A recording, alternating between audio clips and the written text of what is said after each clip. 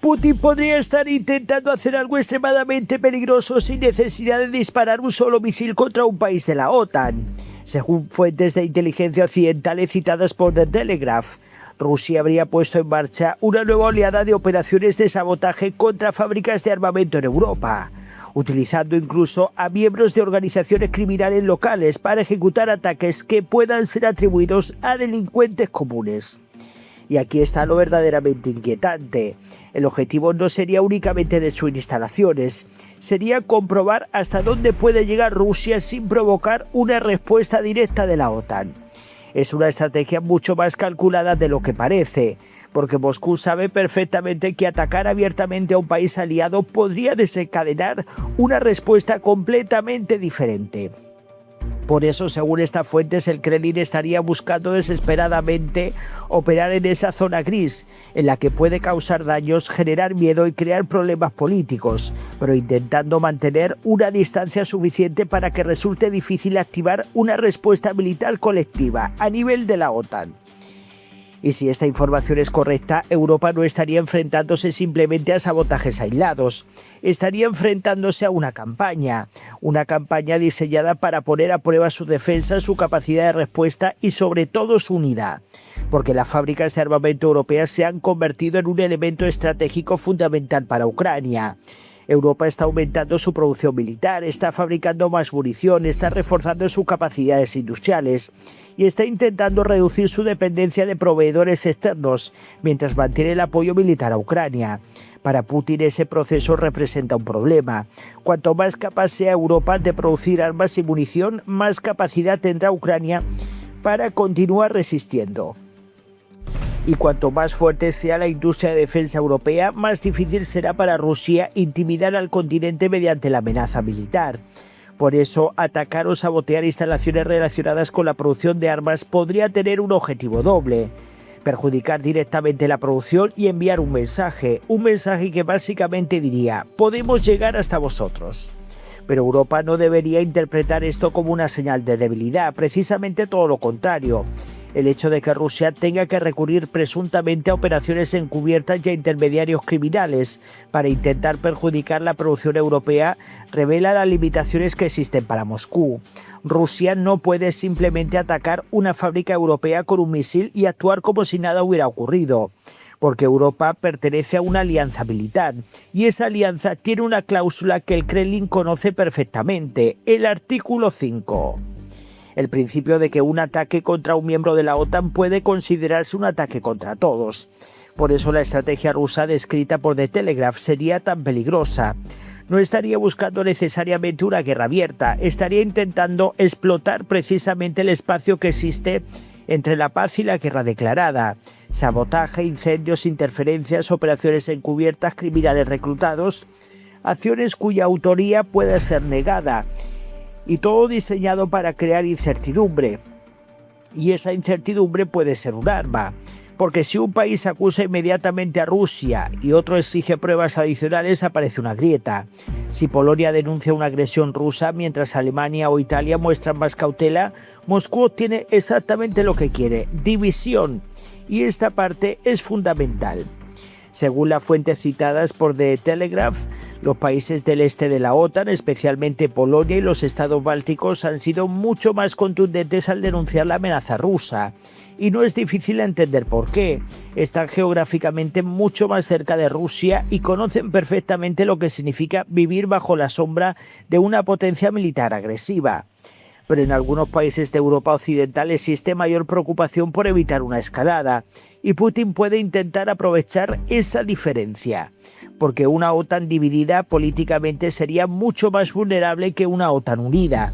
No necesariamente porque Rusia pueda derrotarla militarmente, sino porque el Kremlin podría intentar convencer a algunos gobiernos de que responder con demasiada contundencia sería demasiado peligroso. Ese es el juego. No hace falta derrotar a la OTAN, basta con intentar hacer que algunos de sus miembros duden de los demás. Y ahí está probablemente uno de los mayores riesgos para Europa: que Moscú confunda prudencia con miedo y que la voluntad europea de evitar una guerra abierta termine siendo utilizada por Rusia como una oportunidad para intensificar la guerra híbrida. Pero hay una diferencia fundamental. Europa ya no es la Europa que en este caso era hace 10 o 15 años. La invasión de Ucrania cambió completamente la percepción de la amenaza rusa. Polonia está aumentando su capacidad militar. Los países bálticos están reforzando sus defensas. La OTAN ha ampliado y en este caso reforzado su presencia en su flanco oriental. Y la industria de defensa europea está intentando acelerar su producción. Rusia quería una Europa intimidada y paradójicamente sus propias acciones han contribuido a que Europa se rearme. Cada sabotaje, cada amenaza, cada ataque híbrido, cada intento de interferencia refuerza la sensación de que Europa necesita ser capaz de defenderse por sí misma. Y esto nos lleva de nuevo a Ucrania, porque Ucrania lleva años sufriendo precisamente este tipo de presión. Primero fue una invasión a gran escala, después ataques contra infraestructura, ataques contra ciudades, guerra electrónica, ciberataques, desinformación y ahora, según las fuentes occidentales citadas por The Telegraph, una campaña de sabotaje que podría extenderse por Occidente. La diferencia es que Ucrania no está esperando a que esta amenaza desaparezca, está luchando. Y Europa está aprendiendo que ayudar a Ucrania no consiste solamente en enviar armas. También significa proteger las fábricas que fabrican esas armas, proteger las cadenas logísticas, las infraestructuras críticas y sobre todo proteger la propia capacidad industrial europea. Porque si Rusia consigue sabotear esa capacidad, el problema no afectaría únicamente a Ucrania, afectaría directamente a la seguridad de Europa. Y precisamente por eso la respuesta europea debe ser inteligente, pero también firme. No significa lanzar una guerra contra Rusia por cada incidente. Significa identificar a los responsables, proteger las instalaciones, mejorar la inteligencia, perseguir las redes criminales utilizadas por Moscú y dejar claro que las operaciones híbridas también tienen consecuencias. Porque hay algo que Putin debe entender, que no existe una línea mágica que permita atacar indefinidamente a Europa sin consecuencias simplemente porque el ataque sea realizado por intermediarios. Y que utilizar criminales no convierte una operación rusa en un delito sin autor, solo demuestra que Moscú está intentando esconder la mano. La información publicada por The Telegraph procede de fuentes de inteligencia occidentales y por tanto algunos detalles todavía deberán ser confirmados públicamente. Pero si el patrón descrito es correcto, Europa está ante una nueva fase de la confrontación con Rusia.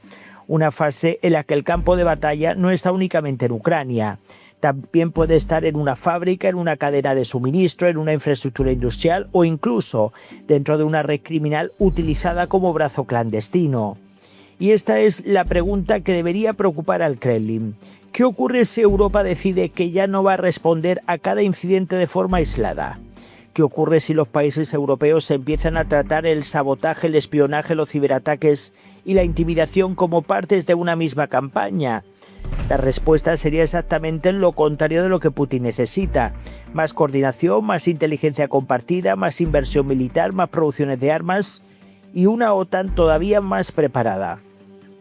Putin puede intentar probar los límites de Europa, puede intentar encontrar divisiones, puede intentar operar por debajo del umbral de una guerra abierta, pero cada vez que lo hace también está enseñando a Europa cómo funciona su estrategia y quizá ese sea el mayor error del Kremlin.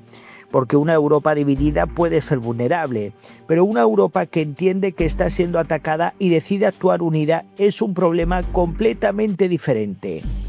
Y mientras Ucrania siga resistiendo, mientras Europa continúe aumentando su capacidad militar y mientras la OTAN mantenga su unidad, el mensaje para Moscú debería ser inequívoco. Europa no va a dejarse intimidar. Y si Putin pensaba que podía librar una guerra contra Ucrania mientras mantenía al resto de Europa paralizado por el miedo, puede estar descubriendo exactamente todo lo contrario. Su estrategia de presión está consiguiendo que Europa se prepare para el mundo que él mismo ha creado.